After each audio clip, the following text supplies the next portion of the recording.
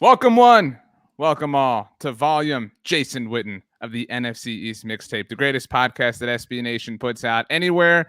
You can actually access this a lot of places, which is what makes it super unique. You can listen to it on any of the NFC Beast podcast networks here at SB Nation. It's Blogging the Boys for Dallas Cowboys coverage, Bleeding Green Nation for Philadelphia Eagles coverage, Hogs Haven for Washington Commanders, or Big Blue View for New York Giants coverage. You can watch it on the Bleeding Green Nation YouTube channel or the Blogging the Boys YouTube channel. And if you do, you will see the dueling colors that Brandon Lee Gowton of BGN and I, RJ Ochoa, are wearing today. We are recording this on Tuesday afternoon, a few days before Game 3 of the World Series, Brandon. First one in front of what is supposed to be the most raucous crowd ever assembled in the history of professional sports. Philadelphia, super tough. That's why they get all mad whenever they lose games. Blah, blah, blah. What up? Yeah, I mean, you said it well. So I'm looking forward to that game tonight. Looking forward to the Phillies taking the big 2-1 lead en route going winning in Game 5. 4-1 series win, like I said. I have an NFC East Mixtape review, RJ. Do you want me to read it? I do want you to read it. It's not very nice, though. Subscribe wherever you get your podcast. Leave a rating, write a review. Do the cross rating, do the cross review, all this stuff. This is on the BGN side of things, I imagine. Yeah, this is the Bleeding Green Nation ratings and reviews. 5 stars. You can write whatever you want, obviously within reason. Nothing, terrible. Nothing that you wouldn't be proud of, maybe showing your parents or whatever. But NFC East Mixtape, 3 stars. See, bad call. Should be 5 stars. This is from T. Schmooze. I love BLG. He has great takes and opinions that aren't over the top, quote unquote, homerish. But RJ Ochoa ruins this show. The dude is your typical Cowboys fan. He mocks any contradictory takes, and he has the typical sense of entitlement that most Cowboys fans have. The cocky confidence from a fan base that hasn't seen a championship in almost 3 decades is astounding. Solid content, decent debates at times, but RJ just becomes childish and insufferable. So many Eagles fans do like you, RJ, but this one does not. I would argue that if anyone has been entitled and arrogant this season, it is just kind of any Philadelphian. Is that right? Is that the term? Philadelphia, right? Philite? Yeah. Or would it be Philly? What is a person from Philadelphia? Yeah, I had it right the first time. Yeah, I will say I'm doing this as a courtesy for our listeners and viewers. You're doing that thing where you have too many tabs open and your screen is like cutting in and out. So you might want to close a few of them. That's okay. I have a few reviews to get to. I'm a little bit behind. I have something to do. For you real quick. What's someone from Dallas called? And what's someone from Houston called? And what's someone from San Antonio called? Since you're a sports fan of teams in all those cities. Dallas people tend to go by Dallas, like Dallasites or like what? Dallies. That's terrible. Dallies is like a new age way of looking at it. Houston is really lame. It's really normal, like Houstonian, like Philadelphian, San Antonioan, like that's the most common one, obviously. That one makes okay. Yeah. So I have several reviews to get to, and then I have actually a question about Philadelphia, and we have a lot to get to, so we have to kind of hurry up. We have to keep the dilly-dallying to minimum here. So these are all from the Blogging the Boys side of things. This one comes to us from Jake Hubbs. So it is a 5-star rating. It's titled NFC East Mixtape is great. I don't remember. I'm just reading this verbatim. I don't remember the specifics, but one time RJ said he would give people baked potatoes. Did I say that? This made me laugh, and for some reason, I think about it a lot. Love the content, but I hope Cowboys aren't the only Texas team to lose this week. Go Birds, go Dodgers. I'm from LA. Leave me alone. It's a little bit older of a review, so obviously that didn't work out. Next up, this comes to us from Joe's Lunch. 5-star rating titled NFC East Mixtape is still great. Here we go. Hey, RJ, I remember I complained about the Santa batteries and, VHS tapes. Said, hey, RJ, I had a joke lined up about Santa and a battery-powered VHS player, but I guess we're not doing that stuff anymore. So how about this? Last time the Cowboys made the NFC Championship, Washington had competent ownership. Hey, RJ, the Cowboys haven't been relevant in the playoffs since The Simpsons was good. Are you a Simpsons fan? Yeah, absolutely. Okay. So you enjoy... I think there's so many underrated parts of football season, like the Simpsons commercials on a Sunday afternoon on the Fox broadcast just kind of makes you, feel like this time of year. Or sometimes if you leave a Fox game on, maybe in the late window, I guess, and the Simpsons start to be on and you don't change the channel yet to Sunday Night Football. Gone Tilt offers a 5-star rating titled NFC East Mixtape. Lots of people getting it right, by the way. We haven't had an NFC Mixtape fiasco. Shout out to Mr. Gowton, of course. RJ does a fantastic job on the NFC East. Appreciate how he pretends he isn't a massive Eagles fan. His constant hot takes on Twitter about Micah Parsons being held get old, though. Go Birds. So, whatever. Micah Parsons getting held all the time. Finally, this one Micah Parsons, who's going to be at the Phillies game tonight, by the way, as a big Phillies fan. He's not a, I don't know what you call like Harrisburgian, a Harrisburger. Anyway, David Griffith 01. The title is actually cut off, but I think it says who should the Eagles draft with their, I think like top pick, maybe the Saints. I saw that. Yeah. 5-star rating. NFC East Mixtape. After every Sunday, I find myself instantly wondering how RJ and Brandon are going to react on the NFC East Mixtape. I have a favor to ask of RJ. Can you please shame your co-host for how long he takes to see, react, read out loud 5-star reviews on BGN? Tis, Brandon. I'm betting my chances are better to get an answer if RJ sees it. So which player should the Eagles fans start paying attention to for our top 10 picks coming from the Saints? You know what, David Griffith? I will say check bleedinggreennation.com because they do a great job of tracking all that information for you. All right. Speaking of bleedinggreennation.com. Whoa, I have one last thing. This is the last. Oh, no. It's a question into the episode. It's a question about Philadelphia. I don't know if you saw this. The Astros apparently tried to order catering. Did you see this? Yes. And you're a big Philly person. You're 6'5", but so you're all about Philly. How tall are you again? I'm 5'9", so I'm not bragging about being super tall, but you're 6'5", like it's well documented. Anyway, Angelo's Pizzeria in South Philly. I don't know this. So I'm asking, like, how good is the pie from Angelo's Pizzeria? Oh, it's very good. It's honestly my favorite in Philadelphia. Honestly, might be my favorite ever. You get the upside down from there. Like that's the pie to get. They have different kinds, but that's like the definitive top elite tier. They're all very good, but that is the best of the best. People like their cheesesteak there too. Some people will say like they have the best cheesesteak in Philly. It's very good. I've had it. And I love Angelo's. I'm not trying to crap on them, but I think Woodrow's still has the best cheesesteak. But their pizza is my favorite pizza in Philly. I saw somebody tweet at you about the Woodrow's thing, and you were like, "Yeah, it's underrated or whatever." Right?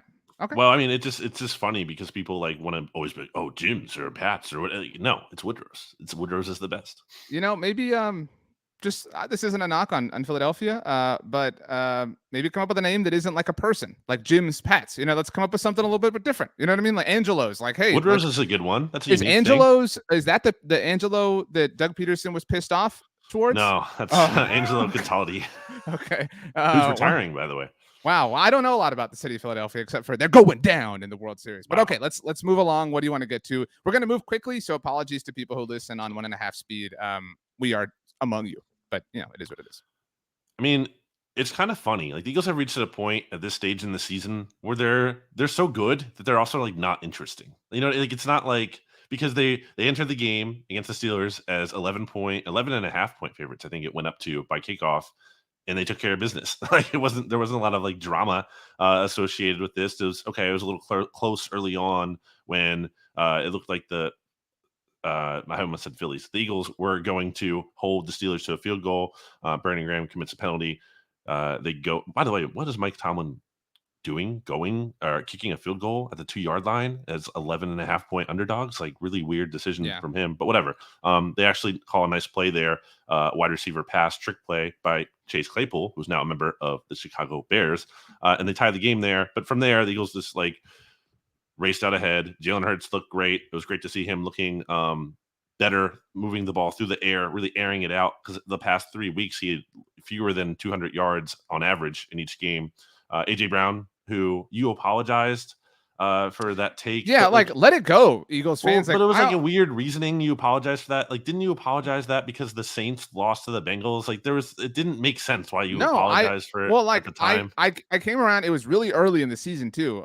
It was after I think the Vikings Monday night game. It wasn't week 1 when he had 155 yards. Well, no, that's what I'm saying. I think it was after. Was it week 2 that they were on Monday Night Football, the doubleheader or whatever? So that's what I'm saying. Like, I have already apologized. Like, okay, we all say bad things, but like, let's move on. It was a bad take. I apologized, and I thought that we could all experience some level of growth. Apparently, that's not the thing. I mean, I was getting like hate for saying that Jalen Hurts threw some passes early in that game. Oh, you hated him, PLG. Wow, how do you like underthrown? And my favorite thing is, and by favorite, I mean least favorite, is like when people just like he underthrew some passes early in the game. Like objectively, he did, And people were like, well, this aged poorly. No, it didn't. It not age poorly. He underthrew passes early, and then he threw better ones later. It wasn't like I was like lying, and it wasn't like I said he's only going to underthrow passes from now on the rest of his career. That's not what I said. Anyway, Jalen Hurts had a great game. It was really nice to see. Kind of puts him back in the MVP conversation because he kind of, not that he like left it, but well, and Josh Allen didn't like shine on Sunday Night Football.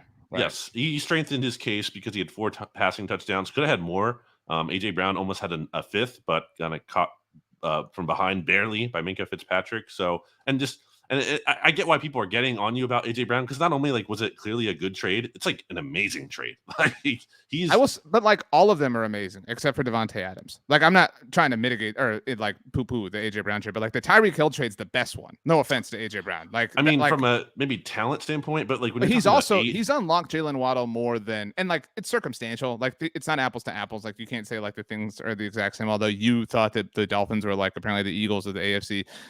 They're pretty good. Well, but still, like I would say that was the most successful wide receiver trade. But AJ Brown is a very, very, very close second. He's also like 24, 25 years old. Like this is like Tyreek Hill is in his prime already. AJ Brown has not necessarily even hit his prime yet in terms of, at least age. So like that's crazy to think about. But yeah, the Eagles are obviously a very good team offensively, and the defense forced multiple turnovers and made some big plays as well. Robert Quinn didn't do a ton in his first game, but whatever. He came to Philly on short notice. Short week too, with the Bears having played in the Patriots or in the Patriots Stadium earlier in the week. So not a ton to say other than like very like complete game. We were looking for a complete game from the Eagles, and they turned one in. They covered the spread. Not much more you can ask for. Just what you're supposed to do against crappy teams. Win. Yep. It's not always like super flashy. It is what it is. I want to give another special shout out to the mixologist who tagged me in the video that the Eagles social team created that was all about, did you know that the Eagles and Steelers were one team once upon a time? So I saw all of the tags on Instagram and TikTok. Thank you all very much. Yeah, this was weird. I think it's funny. There was like some weird dots or weird like not common denominators, but like you mentioned Robert Quinn, who the Eagles acquired from the Bears leading up to this game. The Bears, who the Cowboys played. The Eagles beat the Steelers with Chase Claypool in his final game as a Steeler before they traded him to the Bears, the team who the Cowboys just lost to. Just beat the team that lost to the Cowboys. Roquan Smith played his last game as a Bear against the Cowboys before being traded to the Ravens, the obviously rival of the Steelers. So some weird kind of funky stuff happening there. Sometimes things just kind of clunk together like that. The Eagles are 14-point favorites against the Houston Texans on Thursday night in Houston. I don't know. And that, by the way, that is according to our friends at DraftKings, who sponsors our show over at the SB Nation NFL show, where Brandon missed his lock of the week. I was the only one to get it right. So everyone should listen to me if you want to make money. You locked up the Raiders over the Saints. You thought, this Saints pick is going to be a little bit higher, but no, not after all. I mean, I don't think anyone was thinking the Raiders were going to get shut out against the Saints. Well, it was fluky to trust them. I told you that on the show. But hey, you get shut out. Your lock record come on. So my last question on this, and then you can kind of spin forward.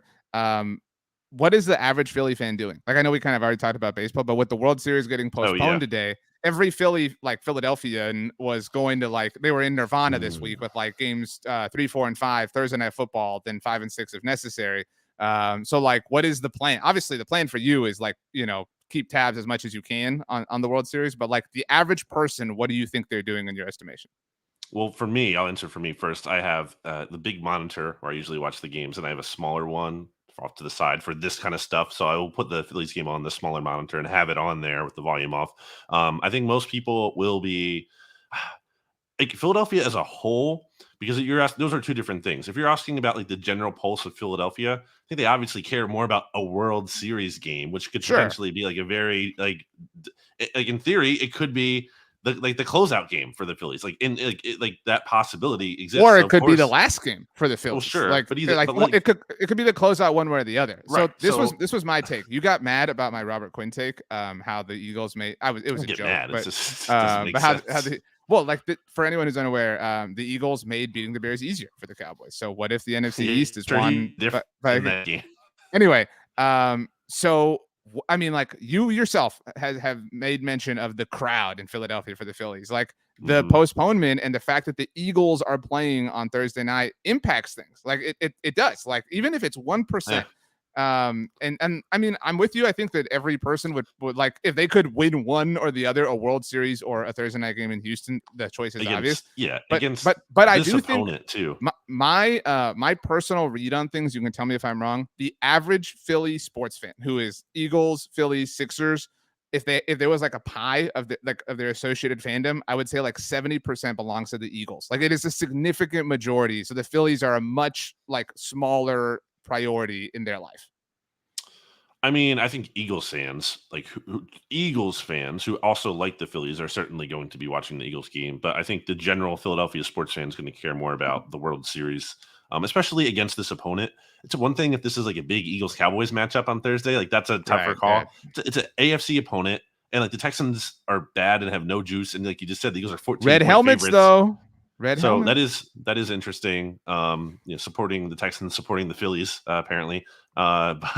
I think people are going to be very okay checking in on the Eagles score while watching the Phillies game, mostly. It was just an interesting wrinkle that came about because of the World Series postponement. Okay, you wanted to go to the Giants next because we both overlooked the Giants last week. Well, we both did. That's not why. We both overlooked them. That's not the reasoning. That's not the reasoning. So stupid. We go in divisional order. We made a mistake the last few weeks. The reasoning is we talked about the Cowboys in the Giants spot. So what I know, make sense to undo? We Talk both about overlooked the Giants them. in the Cowboys spot. Giants, we've already apologized. The Dallas Cowboys beat the Chicago Bears 49-29. The offense. We're not talking about the Cowboys here. We're talking about the Giants here. It's a one for one. It's a one for one. How do you not understand this? We have limited time. The Cowboys won 49-29. I'm not going to say anything. Well, then you acknowledge that Dak Prescott's the best quarterback in the division. I'm not going to say anything because you don't even believe that right now. Is Dak Prescott in the MVP conversation? I don't know. You can't He's even the best quarterback in the division right now. You can't evaluate it. I mean, it's like you can't evaluate it fairly for Dak. Like you can't evaluate anything fairly. You can't be like he's having an amazing season. Availability is part of the equation here. No, that's not bad luck because Carson Wentz got crushed for being injury prone and everything. So now that's because people were by the way, and everyone needs to laud Dak for being how like durable he was, and he gets hurt, and now we can't criticize him for that. He's just untouchable.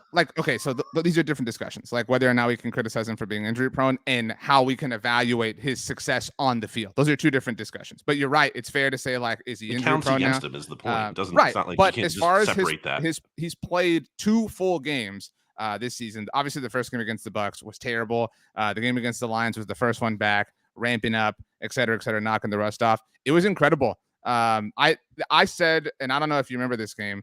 This was the best Dak played in my mind since Atlanta last year when the Cowboys kind of just had their way with the Falcons. They just blanked them totally, completely. He had some nice moments later down the stretch. He played well on Thanksgiving. The Cowboys lost that game. They played well on Sunday Night Football against Washington when the then football team fought each other on the benches. Remember the bench stuff? That was so much fun. You love the bench stuff. And then they all played well in Philadelphia. Oh, it was a Super Bowl, whatever. I mean, this was the most sound football he had played in my mind since November 14th of last year. And that was a really encouraging thing to see. I can't find myself with enough energy to argue Zeke Elliott versus Tony Pollard. Like, it's not a real thing in my mind. I know what Jerry Jones said. I think if you're a football fan, not even a Cowboys fan, but if you're a football fan who takes Jerry Jones seriously, you're kind of telling on yourself. Jerry's going to say what he wants. But the coaching staff has shown that they're certainly going to incorporate Tony Pollard, which is a promising thing moving forward. It's not a real thing in your mind because like it's not going to happen and you're resigned to it not changing, or because you think it should be how it is. It's because I don't take like anything that Jerry says about the football of the team seriously. Like, you know, you still think Pollard should be the guy, right? If it was up to you. Yeah, I mean, but like define the guy. Like I don't think either of them be playing more than he is when Zeke is healthy. Yes, but I don't think like people turn the discussion into that's why like this is a sensitive topic. Like I'm not saying Pollard, like people say he should be the bell cow. I'm not saying he should touch the ball 30 times a game, but 15 is not about enough. That. It's not about saying Zeke shouldn't get any carries, but he should be the focus of your backfield. That is definitely my take. And he's not. But I mean they are incorporating him, using him more. They're also keeping him fresh. I mean, if you want to, believe, like, lend yourself to that argument, they're keeping Zeke fresh. I mean, like, the recipe that they are following is working. And so it's difficult to argue with those results. I'm not a results-oriented person in this sense. but he was remarkable. I mean, at present time, the Cowboys are on their bye, obviously. Their 4 longest plays this season, shout out to our friend Justice Mosqueda, help me look this up, all belong to Tony Pollard. Like, like they're literally all of them are Tony Pollard. He is a highlight waiting to happen. And he gets like lumped into this like, oh, well, he's the flashy runner and Zeke's the physical one. Like, that's not it at all. Like, Tony Pollard is just as, maybe not just as physical of a runner, but he's totally physical as well. He can fight his way through traffic. He does that all the time. He is the most dangerous player on their offense. There's no doubt about it.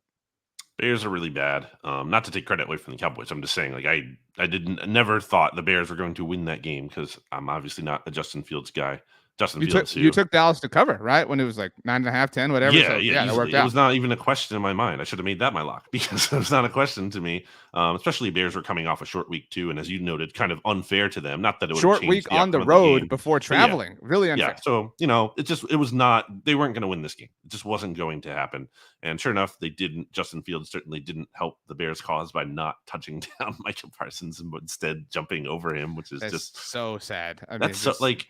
I don't want to hear like, oh, whatever, who cares? No, that's a big deal. And he's not a rookie anymore. You can't even use like, oh, whatever. You just still used to the college rules. You're not a rookie, dude. Like, he should know better. To your point, though, like we're not the biggest Daniel Jones fans, but remember when he fell on Thursday Night Football? That was in Philly, right? Yep. That game. Like he got destroyed for that, right? Yeah. Like, it was, I mean, and it was funny, whatever, but like, this is worse than that. You know what I'm saying? Like he wasn't trying to fall.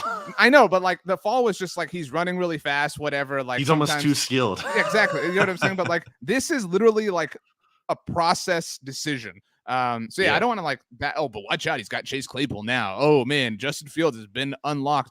I will say, for an Eagles fan who did not watch this game, because that happens when the Cowboys and Eagles are playing simultaneously, the scoreboard reads 49-29, and some of Justin Fields' stat lines are a little bit generous. I was talking to you in Stats about this on Slack. Not to be the like officials like are out for the Cowboys guy, and I know the review bagged on me already for this, but 13 of Chicago's 29 points were directly influenced by ticky-tack calls. Trayvon Diggs had an interception after Chauncey Golston was called for roughing the passer. We all know how ticky-tack that has been this season. And Khalil Herbert clearly fumbled. And then, according to officials, with no evidence to support this, regained possession before not fumbling again. And the Bears scored on both of those drives that were kept alive by those penalties. So I think that that's important in evaluating what Dallas gave up or what Justin Fields did or whatever. It was a sound, butt whipping. This was the perfect kind of game to go into the bye, which is where the Cowboys are at now. One similarity between the Eagles and Cowboys, and I have a question for you too, is the Eagles and Cowboys both did not make a deal on trade deadline day. Each made one last week when they both acquired defensive lineman Jonathan Hankins for the Raiders, and then Robert Quinn for the Eagles. As I just said, the Cowboys did not make a deadline deal, which flies in the face of one RJ Ochoa, who tweeted, "My personal opinion is that the Dallas Cowboys should make a move (parentheses trade signing, etc.) that they believe will help them win the Super Bowl this season. That is how I would approach things if it were my team, but the Cowboys let you down, RJ." So there are people who don't identify that those kinds of tweets are sarcasm. That happens, by the way. Also on the subject of Twitter, just so everyone knows, Brandon said he's going to pay the money to keep his blue check. So everybody watch out. Anyway. I did not say that. That's not true. Yeah, we talked about it last week. Like we talked about a lot of BTB. Like Jonathan Hankins trade. I wouldn't say it was like super aggressive, but I loved it. It addressed a need. Low cost. High reward, I guess. For what it's worth, it felt like what went up was going to come down. The Cowboys brought in a defensive tackle right before we started recording this. That's why I was late. They waived Tristan Hill, their second-round draft pick in 2019. He was their second-round pick, but their first pick because they had traded their first-rounder for Amari Cooper. So there's only 3 players left from the 2019 class for Dallas, all in contractors, obviously. One of them is Tony Pollard. I think they're well equipped, and there was the report, oh man, they really tried. They were close with the Houston Texans to bring in Brandon Cooks. I don't know how much I put into that. I believe they picked up the phone or whatever. But Cooks' contract was always going to make it difficult to deal him. Like for $18 million guaranteed next year. It was just impossible. And so should the Cowboys have given up a second-round pick for Chase Claypool? No. No. Is it still frustrating that, he went for a second and that Amari went for a fifth? Yes. But wow. Way to put it into context. I know he is on a rookie deal, but geez. Right. There's context, but it's just, it will never not. It will never not be annoying. Yeah. Anyway, Doesn't make any sense. Doesn't make any sense. I like it would have been cool if they had pulled something off. Don't get me wrong, but like I really am fine. Like they have, in my mind, with me specifically, earned some benefit of the doubt with how the things they have done. They have Wow. justified. Well, I'm not saying all of it, but they have justified some of their decisions and their beliefs, and there's proof of concept. That's not to say they're infallible and they should be trusted implicitly, but they have earned some benefit of the doubt. James Washington's coming back, and generally the response is like, "Oh, James Washington, whatever." But I mean, I felt that way about Dante Fowler. I mean, like, and that doesn't suggest like this isn't a results oriented thing, but I trust them. I'm willing to trust them, willing to see what they've got going. They're 6-2. They're well positioned. They have a 96% chance of making the playoffs. So I'll give them the benefit of the doubt at this point. Deadline was a seller's market too. Clearly, it wasn't an opportunity to buy low anywhere really. Like everyone who traded away a player, I think generally won or at least got like very good returns in return. No one was to be had for the cheap. So I think that's something important to consider for the teams such as the Eagles and Cowboys here, who did not make deadline moves on deadline day. Neither did the Giants as well, and we'll get to them. Commanders did, so we'll also touch on that. The Giants, like the Cowboys and Eagles, made a trade last week, but they sent a player away. Obviously, I guess it's probably a good time to get to them. Actually, let's take a quick break and hear a word from our sponsors. Welcome back, Brandon. While we were recording, you went and got a New York Giants jersey out of your closet. Can you tell everybody what player it is? That didn't happen. You're wearing a Phillies jersey. I believe you got it for your birthday. Is that a general jersey or is it a player? Because I'm looking at the front. It's a player. Which one? Guess a number. That's not a good game. I think it's Bryce Harper. It's 29. Okay. It's just 29. That's all it says on the back. Really? Are you? Yeah. I think you need to prove it to us now at this point. Like I don't want to turn it around. It's too much. I think there's a bigger story here. It probably says 6'5". I mean, if I turn around, then like no. 6'5". Not anyway, what's happening.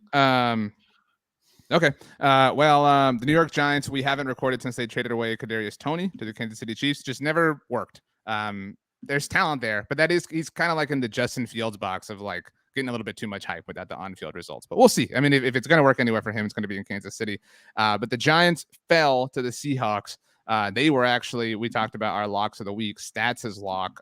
He took the Giants. What was his strategy? He said he closed his eyes and picked a team, right? And he picked the Giants. So yeah, and I said it was a bad pick. I said I want to pick the Seahawks twice in a row, but I can't per my rule that I made. And I said on the mixtape last week that I was thinking about taking the Giants, and then I backed off of it before we actually made the picks. I think that a lot of people are coming for the Giants. I think there's probably some Eagles fans there. I know there's some Cowboys fans like, they got exposed. I haven't seen a ton of that actually. I don't think this is that bad of a loss. I mean, you lost to a good team, a good quarterback. It was kind of close. I think it was closer than things look on the surface. You're on your bye. You're 6-2. Like you're well above water. Like if you're a Giants fan or associated with the team, you have every reason to be completely proud of your team right now. Yeah, they lost in a way too. In part, that wasn't like something you have to worry about every single week with Richie James, fumbling twice like he did. That kind of is maybe some karma, although in a much less high leverage spot than what Kyle Williams doing that in the 49ers Giants championship game. I wanted to bring it up to stats, but it felt rude. So that was just like the biggest BS. That whole run. Don't get me started on that run. Look, Giants fans. I'm the one who said that we should have talked about the Giants second, not the Cowboys. I'm on your side. On if Miles Austin doesn't lose that ball in the lights, the whole run doesn't happen. But whatever. Go on. There's so many things in that run, and obviously, like to some extent, those things happen during runs. I'm not saying every run doesn't, but like they happened at like every possible moment in every improbable way. It was like it was just the most. It bothered me from a standpoint of like usually the team that wins the Super Bowl is like, oh, this is the model team. It's like what was there to learn from those Giants? Like what was the formula? They weren't doing some formula. It's like if the example I always use. Did you ever play Banjo Kazooie? Not enough to understand whatever reference you're gonna make. Okay, so anyway, so there was this part in that game, I believe in Clanker's Cavern, where there's this giant mechanical fish where you would have to run through this alley of guillotines, moving back really fast back and forth. And in theory, if you ran through there at the precise right time, you would miss all those swings, right?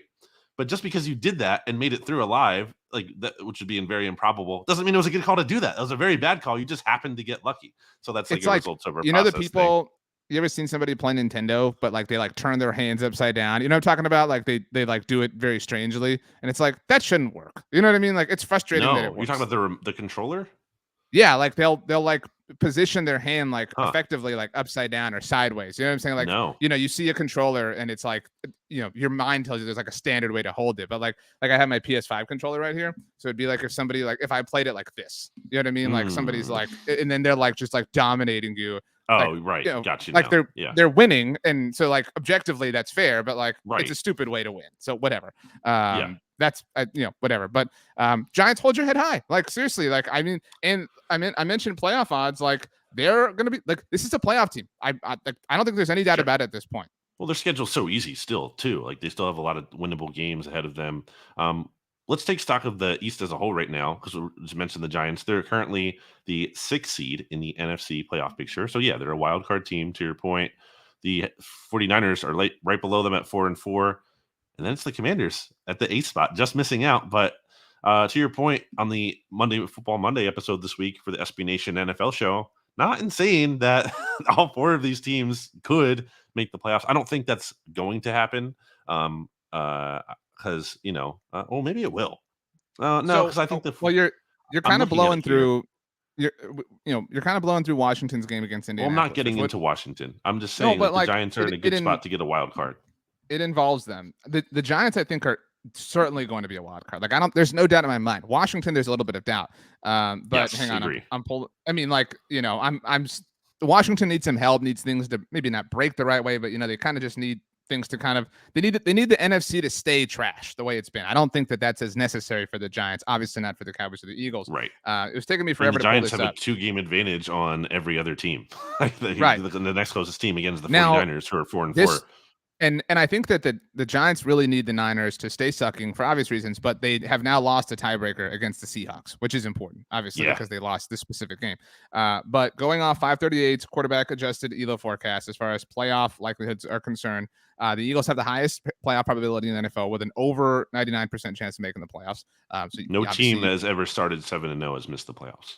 You can't have 100%, obviously, at this point. So, like, if anyone's like, how is it not 100? That's just, whatever. The Bills flat at 99. The Cowboys and Chiefs tied at 97%. The Minnesota Vikings now with TJ Hawkinson. That does impact that was kind of the only trade that impacts the NFC East, I felt like, of all the big ones, because they play the Cowboys in a couple of weeks. And by then, you would imagine Hawkinson be a little bit more like assimilated into the offense. But anyway, 96% chance. Titans 93, Ravens 90, your Dolphins 75. The Giants currently ahead of both the Niners and Seahawks. Giants at 74, Niners 73. The NFC West leading Seahawks only at 62% chance.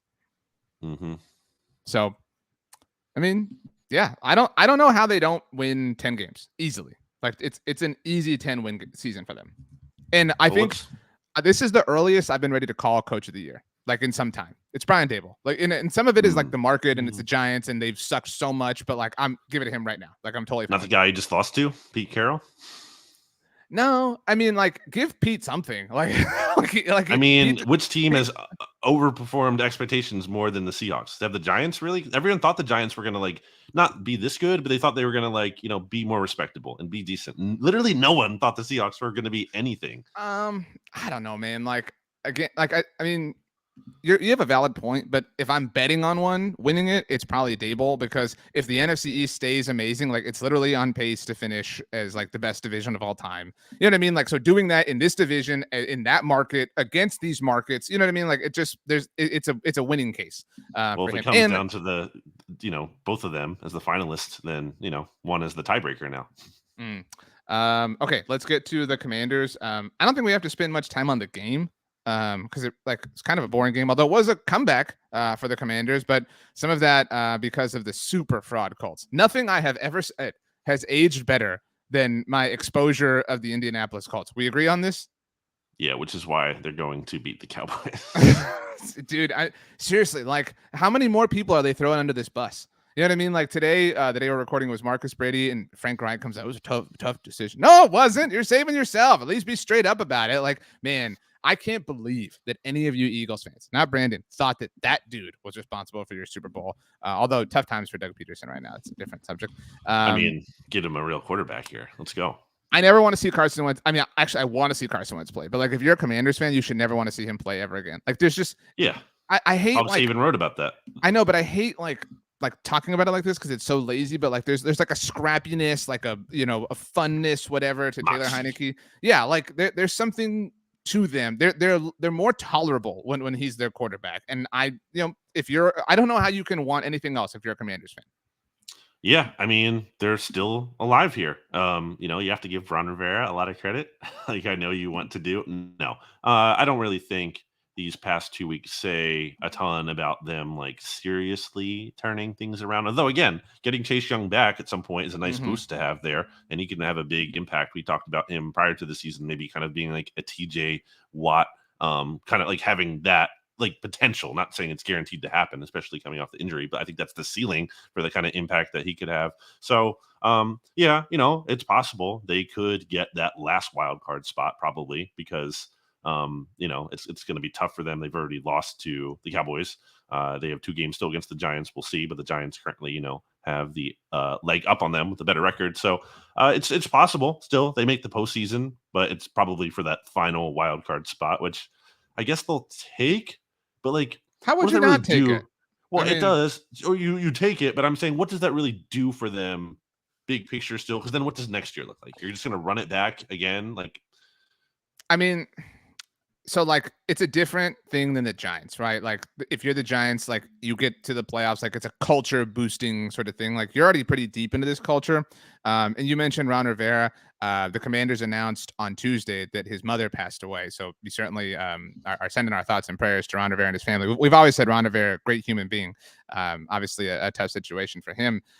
So yeah, I don't know, like, because you kind of like, how do you move on from him, right? And it's a difficult subject to talk about today. But like it keeps you sort of good. He wasn't even good in the Colts game. Well, like it keeps you kind of like stuck in this regime, like how do you move on from Taylor Heineke? Do you keep him around? Heineke, by the way, not Rivera. I mean, whatever. But I don't know if you have tabs open again. Your screen is really fighting you. Bear is really fighting the mail truck. But they're the 8th seed right now to get to this question. Bear, I know the Bears aren't making the playoffs. They're no, what? Definitely not. They're not last though in the NFC. Okay, no, the point is made. Anyway. Back to playoff likelihoods and probabilities. The Commanders currently sit with an 18% chance of making the playoffs. So it's, and a lot of it is, and you mentioned this, is their schedule. So they have the Vikings up next. By strength of schedule, it's the toughest remaining strength of schedule. And it's a lot of that is obviously the division. Sure. But still the Vikings too and the 49ers. So they get Falcons. the Vikings this week. I'm a believer. Man, what a time to be a Vikings fan like me. I mean, seriously. Okay. Just ignoring the team that blasted them in week 2, but okay. I said at the time that was impressive. again, you're doing the AJ Brown thing that people do. You're taking like a victory lap with the Vikings on Monday Football They are Monday. really good. I said they would be really good, and that has aged very well. Nobody believed in the Vikings. No one is scared of the Vikings. Are you like? What are you more scared of the Cowboys or Vikings? I think the Cowboys pose a bigger threat. Yes, not the Vikings. RJ's muting his microphone because he's all right. With Bear. Enough. Anyway, why don't we get into the predictions for this week since we're up against the clock here? Well, I did want to just quickly say, if the Commanders somehow win this week against the Vikings, which I don't think either of us think is going to happen, and we can talk about that in the predictions. But if they do, in Washington, right.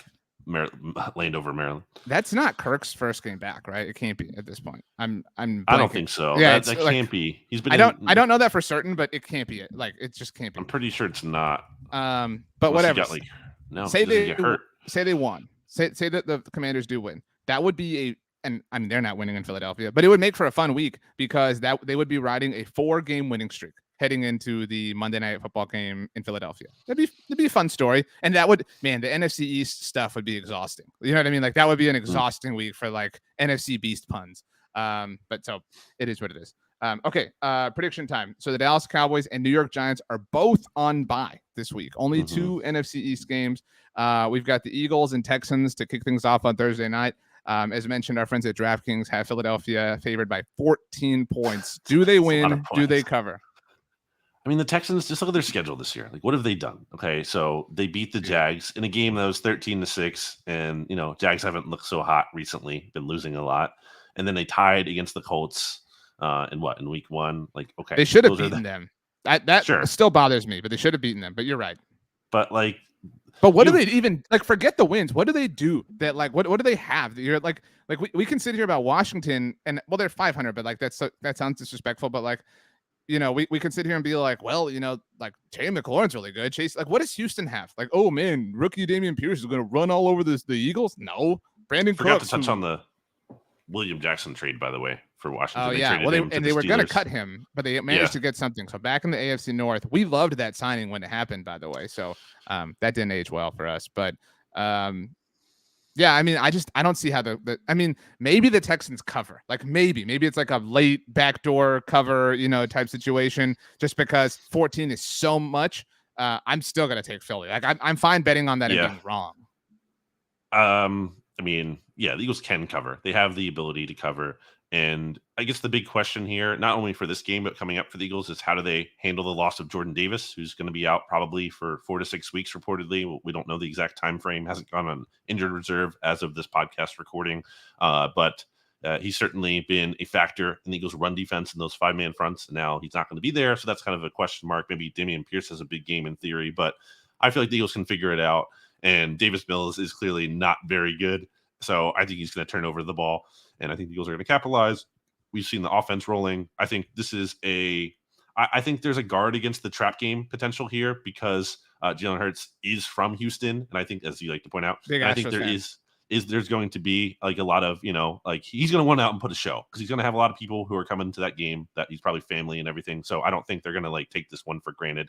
And also I think it's kind of like the messaging from Sirianni, I think, has been on point in recent weeks. And I think this is about like, hey, let's tap in, let's get this one. And then we get kind of like another bye here, a mini bye after this one before that Washington game on Monday Night Football. So I like the Eagles to win here. Texans are banged up too. Like they're missing Nico Collins, potentially their second leading receiver behind Cooks, who there's some weirdness going on with Cooks. He missed practice today for personal reasons, and he's like tweeting weird things. So we'll see if he even plays or what the deal is there, if he's focused. And they're also missing former Cowboy Malik Collins on the defensive line. So I just think they're injured. They're not good. It's Lovie Smith. The Eagles are on a roll. Jalen Hurts is on a roll. Nick Sirianni's on a roll. I don't think Lovie Smith is pulling out the upset here. I'll take the Eagles, and I'll give the points. I would be more worried about the trap game potential if they had like sputtered or struggled against the Steelers, like coming out of the bye. You know what I mean? Like whatever, this and that. But like they won very handily, and like and like it was the AJ Brown game. Like we said that a few weeks ago. Like maybe this is I don't know what it is. Like the Dallas Goedert game, the Miles Sanders game, whatever. Like there will be a Kenneth Gainwell game, whatever. Texans are the worst team in the league, right? Like you would say they're the worst team in the NFL. Like if you do your power rankings, are they dead last? They were 32nd. Yeah. I don't want them to be DVOA. Like I've grown so much. Like there used to be this kind of like little brother rivalry between the Cowboys and Texans, like in an annoying way, like the early 2010s when they had the Matt Schaub kind of success. But now it's just like really sad and pathetic. Like like now I kind of like not root for them, but like no, it's like if you can do it. Yeah, I think everything you said is accurate. I have two things to say. One, I just saw a tweet right now that the Phillies could wear their powder blues on Thursday night. Wow. So I don't know. I was just saying this. I don't know how accurate that is. Teams should be wearing their alternates especially I don't know what allows for that. Like I don't know what rules like open the doors for that. But my question along the lines of predictions here is which members of the Eagles wear Phillies gear walking into the stadium? Because somebody will. So Nick Sirianni is an obvious one. He did that last week, I believe. Yeah. Well, he's got to do it. Like the game, you know what I'm saying? Like he's got to do it. It's in Houston. Like, does Jalen Hurts do it? Because he's had this, like, are you an Astros Phillies fan? Like, so that's really my question. I think he might have to do it. I think he does it. And like, this isn't like a shot at the Phillies. I think he does it if the series is tied or if they have the lead. But if the Phillies are down 3-1, I think it's a little bit too much of like, okay. You know what I mean? So that's my official prediction. The other game in the NFC East, like we said, Cowboys and Giants both on bye. The Commanders, we talked about it, hosting the Minnesota Vikings. They are laying 3.5 points. The Vikings are. So Commanders get 3.5 at home. So that's tough scene. But I don't think it's enough. I mean, the Vikings. You can make fun. They're very good, like in this world. And the Commanders they don't have the horses to run with that offense. Perhaps it's a hater take, but I think the last two Commanders games say more about their opponents than they really do about the Commanders. Ooh, like the Packers, 10 points BLG. Well, the Packers are. I really want to do a version of what's it called? The show with Tony, what's his name, Reali on ESPN. What am I thinking of? with the point system. Why can't I think of that? What's that? You know the show I'm talking about. You're talking about Around the Horn? Yeah. Why can't I think of where that? we like give each other points. Yeah. We should do like an NFC East mixtape version of that with all We do that on our people. roundtables at Blogging the Boys, so we can do that here. Totally. We could do that with like where we have a mixtape like that, where we have representatives from each team site on, and then maybe Rachel or someone can Rachel's biased. We can't do it with Rachel. True. She's too biased. Maybe stats then. Well, there we go. That's is almost like like the perfect person to get for that. So there we go. I like that. I think that could be a lot of fun. Obviously he's biased towards me, but that's fine. So we're both taking Washington. I mean, so to wrap up that point, I think. Minnesota. The win. I know what you meant. The win over the Packers was about the Packers like being terrible, clearly, and falling apart. Mm-hmm. And the win over the Colts, which again wasn't even like that impressive of a win from a standpoint, like they did this comeback. That's nice and all, but like the Colts also blew it. And I think Washington's a little bit better, certainly, than they were with Carson Wentz for vibes and other reasons, and mobility, taking care of the ball, maybe a little bit better, not fumbling as much, but. I think the Vikings win this game and cover, dropping the football team to 4-5.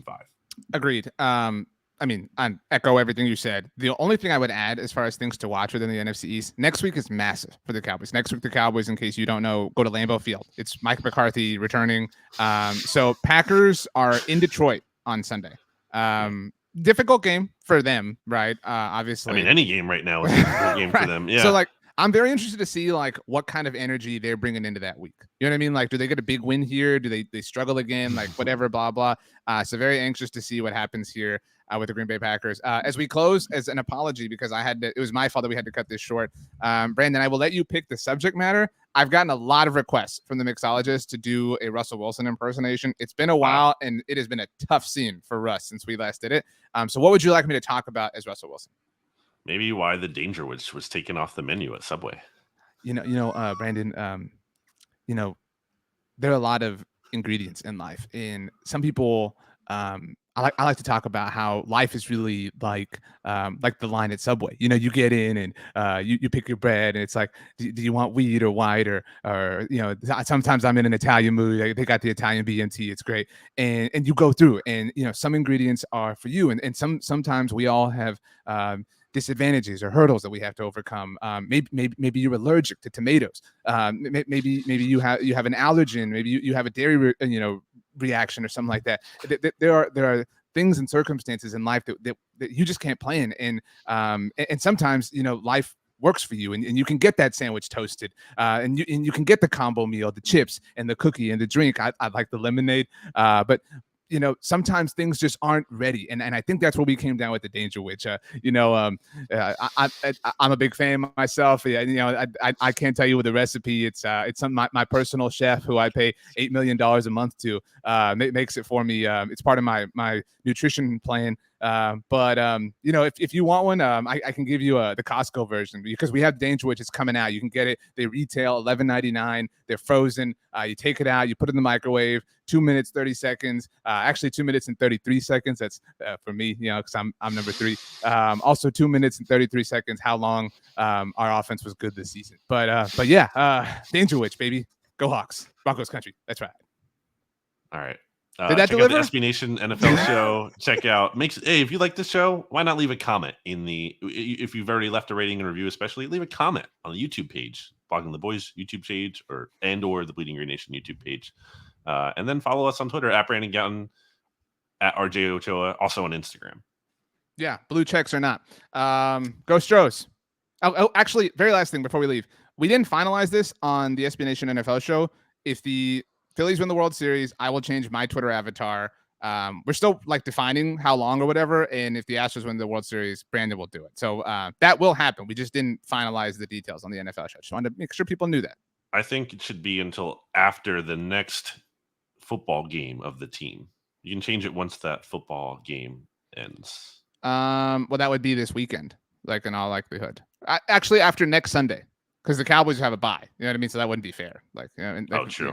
And the Eagles are on Thursday night, so But then I would allow you to wait maybe until. We'll work out the details. But that's another reason you should listen to the SB Nation NFL show, because maybe you're like, what the hell? You guys had a bet going on? We made the bet over there. So head on over to there. Brandon, give us your top 3 Halloween candies as we leave. Yeah, I heard you talk about this with stats. By the way, Phillies in 5. I'm gonna go Stupid. peanut butter cups. Reese's peanut butter Good call. cups. Great call. Specifically the pumpkin too for Halloween. Come on, you gotta get Nah, that not my pumpkin thing, but shape. Yeah, still. come on, it's fun. And then number 2, I'm gonna go with the peanut butter M&Ms. You already know these answers because I dropped them in Slack yesterday. Mhm. And then third, I'm gonna go Sour Patch Kids because I can't just go chocolate for everything. You have to have that.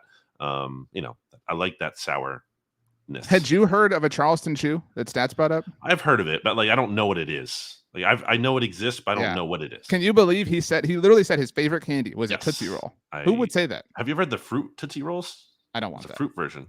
They're not bad. They're not like a favorite, but they're not bad. Make a random noise. A noise. It can't be a word. Phillies in 5. Never.